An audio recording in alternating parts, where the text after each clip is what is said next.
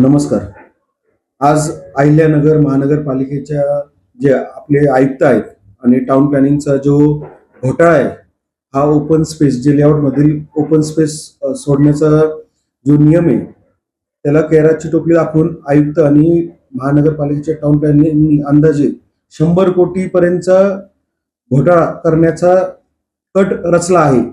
याचं कारण असं आहे की 3 डिसेंबर 2020 चा जो शासनाचा निर्णय आहे, त्यामध्ये ज्यावेळेस लेआउटचे तुम्ही लेआउट पाडतात, लेआउट करताना ओपन स्पेस काही पर्सेंटेज मध्ये सोडणं बंधनकारक आहे.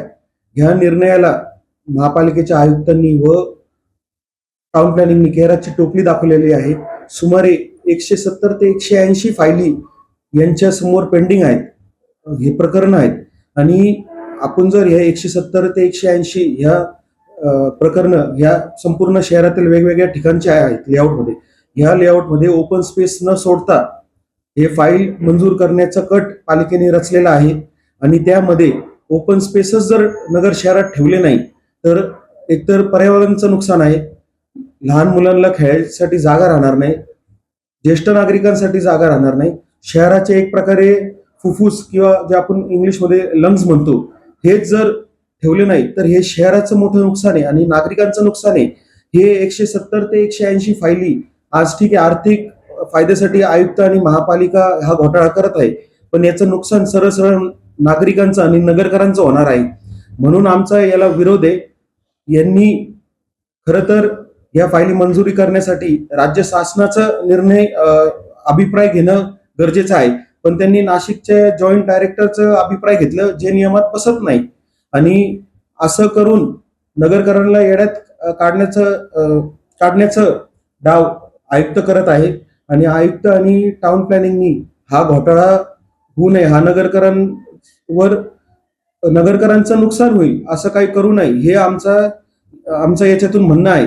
म्हणून आम्ही पत्र देऊन आयुक्तांना देखील आणि वरती राज्य शासनाला देखील पत्र देऊन याची चौकशी करायला लावलेली आहे.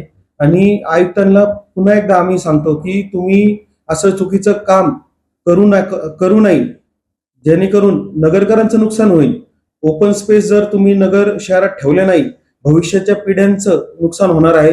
लहान मुलांचं असू, ज्येष्ठ नागरिकांचं असू किंवा पर्यावरणाचं असू, हे मोठ्या प्रमाणात नुकसान आज नगरकरांचं होणार आहे. म्हणून आमचं हे जे 170 ते 180 फायली जे महापालिका करण्याचा डाव त्यांनी रचला आहे, त्याला विरोध आहे. आणि याच्या आधी देखील 70 ते 80 फाईल यांनी मंजूर केलेल्या आहेत ऑलरेडी बेकायदेशीरपणे. म्हणजे 70-80 फायली मंजूर करून आज हे पुढे 170 ते 180 फायली देखील मंजूर करण्याचा डाव करत आहे. खरं तर आपल्या जिल्ह्याचे पालकमंत्री, ज्यावेळेस दक्षिणेतील आपलं हे शहर आहे, याच्यात जर असं अनियमित कारभार चालत असेल तर पालकमंत्री देखील काय करतायत, पालकमंत्र्यांना जर 100 कोटीचा घोटाळा होत आहे याची जाणीव होत नसेल तर मग पालकमंत्री तरी काय करतायत. 100 कोटीचा आकडा हा मोठा आहे, तर निश्चित हे प्रकरण पालकमंत्र्यांपर्यंत गेलेलं असणार आहे. तर पालकमंत्र्यांना देखील विनंती आहे की आपण याच्यात लक्ष घालून हा घोटाळा थांबवावं व नगरकरांना त्यांच्या हक्काचे ओपन स्पेस मिळाले पाहिजे व भविष्य जे येणाऱ्या पिढी आहेत नगरच्या, त्यांना देखील हे ओपन स्पेस त्यांच्या हक्काचं आहे. म्हणून हे जे प्रकरण पालिकेत होत आहे ते देखील थांबवायचा प्रयत्न करावे ही विनंती करतो. धन्यवाद. जय हिंद, जय महाराष्ट्र.